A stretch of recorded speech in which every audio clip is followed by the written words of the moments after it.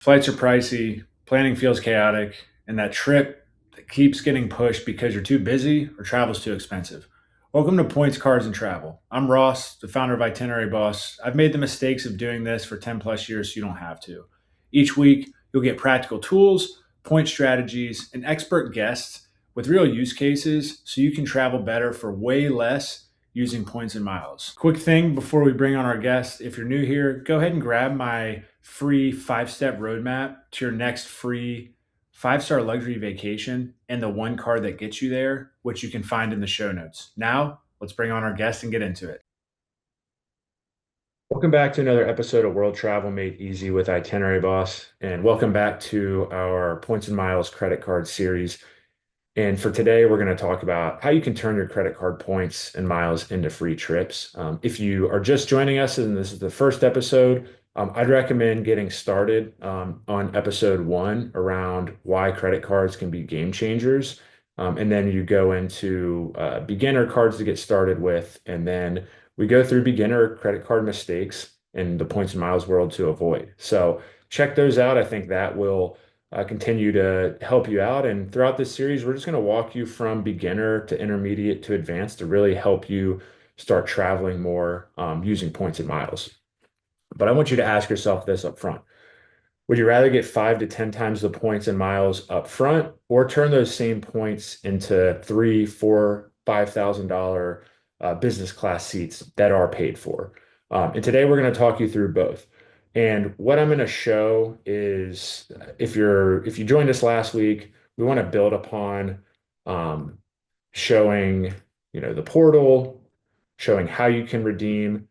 And I think it's good to just call out with some specific cards. If you have a travel card, a lot of the times these will have points accelerators within the portal.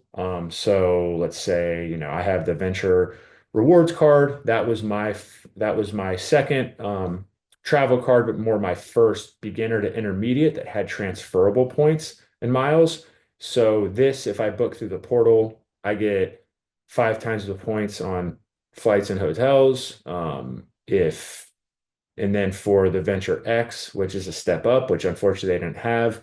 When I first got it, it gets 10 times the points on hotels and rental cars, and then 5 times on flights. So that's something to think through when you are looking at specific cards. But what's nice about that is, if you're booking something simple, say a domestic trip, you want to book a rental car, you can earn those points within booking it through a trip. So you just click on book a trip. You then would go ahead, find where your trip's at, and then you would book that for cash and you'd earn that specific points amounts. Like if you listen to our last episode, I personally don't like booking through the portal especially if it's a more complicated trip. Say you're going international, say you're flying to, let's say, Alaska for a cruise, and then you don't want to miss um, maybe that. I had a expert guest who came on the show who told a story about that, and how they booked direct and how another couple did not, and they had to go through a bunch of different hoops, and their rebooking process was pretty simple. So that's one tip. But when you come into here, again, you can book through here to earn, those 5 to 10 times the points on specifics. If you listen to our last week episode around beginner mistakes to avoid, never do gift cards, don't redeem for cash, don't cover the statement balance, or not the statement balance, don't cover the credit for travel, because then you're only getting, if it's, let's just say, I'm only getting. If this episode's helping you out, could you hit that follow or subscribe button and also leave a quick 5-star rating wherever you're listening? For this, right, $1,000 back, which, yeah, that could be great, but there's much more. There's that I could then use that also for, say, for example, our business class flights to Bali in Thailand. One seat from Charlotte or from Atlanta to Bangkok was 100,000 points and miles, and that was $5,600 plus. So thinking about how you can do that, just to put it in perspective. So my recommendation is, if you want to book it through here to earn the points, that's great. You can get those. But if you really want to kind of take it to the next level, this is what, when you come in here, and this is going to have it on di in different portals, you can do that. But go to transfer rewards.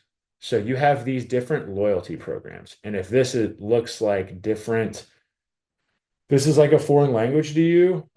We have a points and miles free cheat sheet that you can grab in the show notes, and that will help you.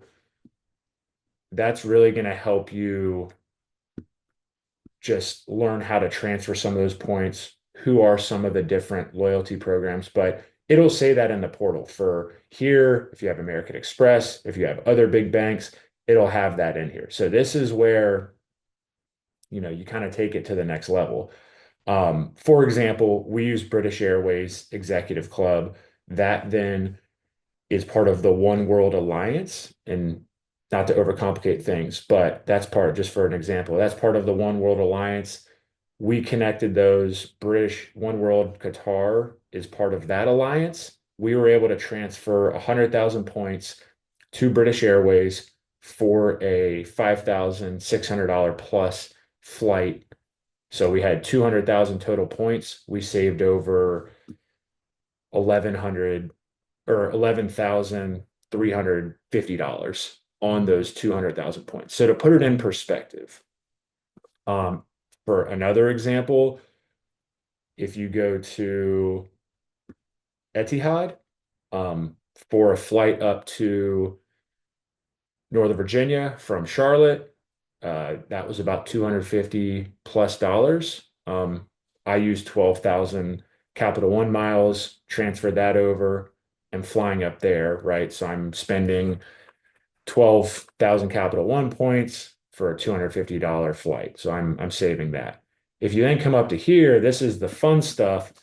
We for Christmas, we're going to Ohio. Qantas is part of the One World Alliance. You can find flights that are operated by American. So I transferred over, for example, 15,800 points to Qantas. What's nice is this has a 20% miles bonus. So when you use that, the transfer bonus helps you shoot over less miles. So I wouldn't be sending over those 15,800 miles. I'd be sending over 20% less and getting that bonus. So that's where the fun begins. So I was able to save $450 plus on that flight using 15,000 miles, right? So I'm getting, and we'll get into this later, but more than 2 cents per point. And if you, for example, were to redeem that as a statement credit, you would be getting 1 cent per point. So so if you had, let's just say, um, you had those 15,000 those 15,000 miles would only get you a $150 statement credit within the portal. I just used 15,000, well, less with the 20%. I just used that and got $460 worth of value on that flight to Ohio. Another example, we're going to Grand Cayman. We were able to use here, we were able to send it over to British Airways.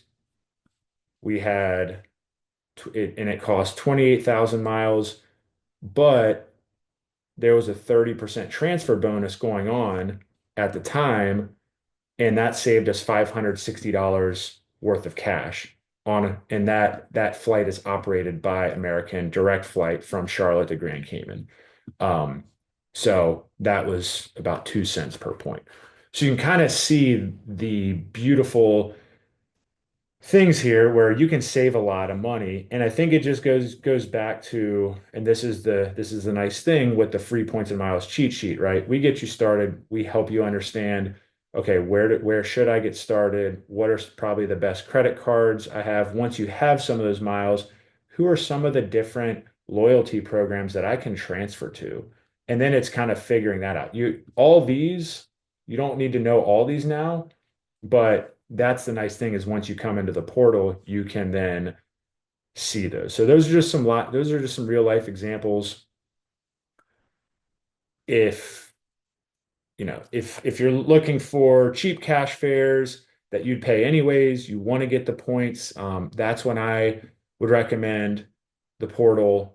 If you're doing rental cars or have, low risk domestic hops, so if you're going, 2, 3 hours, no layovers, and you just want to get those, that's another time you could use the portal.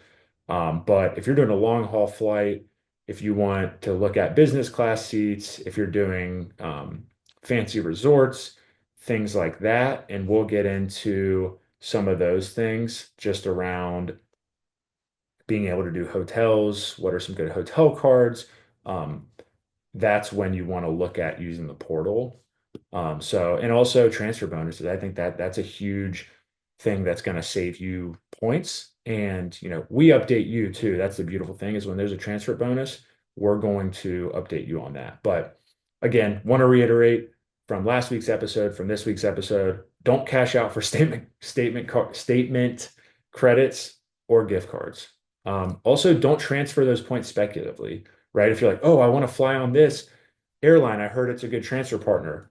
Don't transfer those over. You always want to check first on are there, if you're, let's say, for example, you're trying to fly business class, or you just want to get an economy seat, make sure that there's availability before you transfer over. And within that transfer partner cheat sheet that we've created and we share, that also has how quickly those transfer over. So is it instantaneously? Is it 24 hours? Is it 48 hours? There's some. So you want to make sure that you know those with the different transfer partners. But that's it for this week's episode. We're going to dive deeper into some exciting episodes around use cases. We're going to talk through our annual fees worth it. In one of the future episodes, that's a question I get all the time. So we're going to kind of break down that and some of the benefits with some of the travel cards.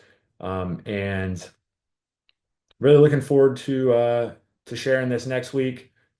Make sure again you grab that free points and miles cheat sheet. That's going to help you around picking out different cards, different categories, helping you kind of break that down. If you have more questions after you review that, I have a free one-on-one consultation that I offer that I can help walk you through that. And then if you're kind of at that, hey, I got a bunch of cards, I got a bunch of points, but I don't, I'm afraid to use them because I don't want to mess up. That's a beautiful thing with that cheat sheet too. It has the multipliers, the points multipliers, so you know like, hey, this is where I should be spending to earn more miles, but also it has that transfer partner cheat sheet to help you understand more. And then we'll have more solo tutorials that help walk you through everything in future episodes.